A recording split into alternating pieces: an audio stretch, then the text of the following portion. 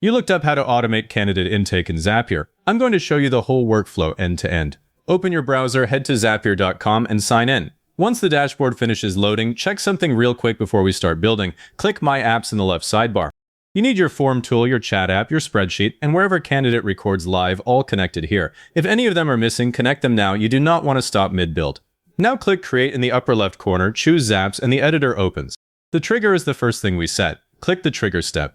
In the search bar, type the app where candidates actually submit applications. I'm using Google Forms because it's free and fields map cleanly, but you might be on Typeform, Jotform, or an ATS.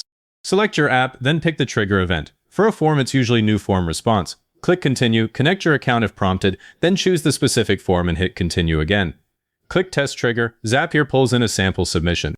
If it comes back empty, go submit a test application on your form and come back. Once you see data, look through the fields, candidate name, email, position, resume link, years of experience, whatever your form collects. I want you to pause here and confirm every field you'll need later actually shows up. If something like phone number or cover letter is missing, stop now and add it to the form. A missing field here quietly breaks downstream actions and it's a pain to debug later.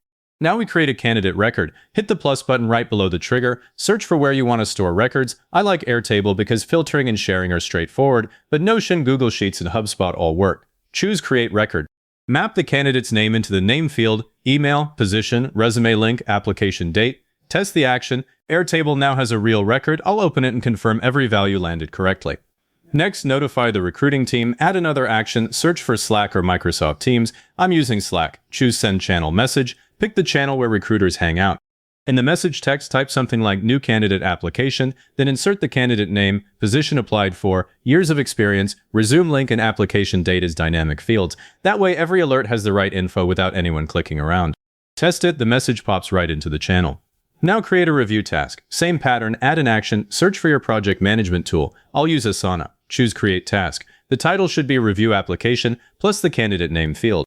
In the description, drop in the position, the resume link, and leave a blank section for interview notes. Assign it to the recruiter. You can hard-code a name if it's always the same person, or map a dynamic field if your form captures that. Test it, and the task shows up in Asana. Send the confirmation email, add an action, search Gmail or Outlook, choose Send Email, map the to field to the candidate's email address. Subject: We've received your application. In the body, thank them, repeat the position they applied for, explain the next steps and when they can expect a response. Test it. The candidate gets that email the moment the Zap runs. Log everything in Google Sheets. Add another action. Search Google Sheets. Choose Create Spreadsheet Row.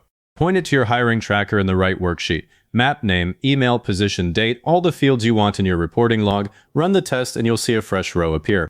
If your goal is to filter out applications, say only process candidates for software engineer positions with more than 3 years of experience, this is where you add that logic. Click the plus below the trigger, search for Filter by Zapier, choose Only Continue If, set a condition where position text exactly matches software engineer and years of experience is greater than 3. Only those applications will trigger the rest of the actions. Test it and Zapier will tell you if the sample record would have passed. You can also chain in delays and follow-ups. For example, add a delay step set to 3 days, then a new task to schedule the interview. I'm not adding that now, but the process is identical. Just keep stacking actions after the delay. Now that everything is built, I'll run through the tests once more.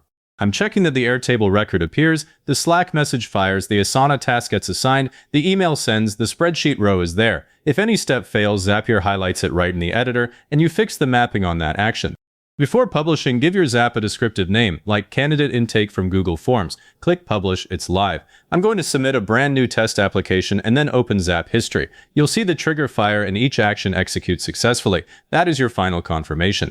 Now that it's running, here's what you want to do next. First, check Zap History regularly. It surfaces if something fails, and a rename in your form can silently break the whole flow. If you ever change a form field, come back, retest the trigger, and verify all the downstream mappings.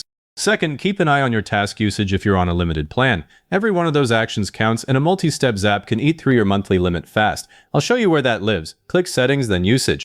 Third, you can expand this anytime. Want to auto-schedule a calendar event for the screening call? Just add an action after the confirmation email. The building blocks are already in place. If this saved you time, hit like, subscribe, and leave a comment saying it was helpful. Comments push this out to other people looking for the same thing.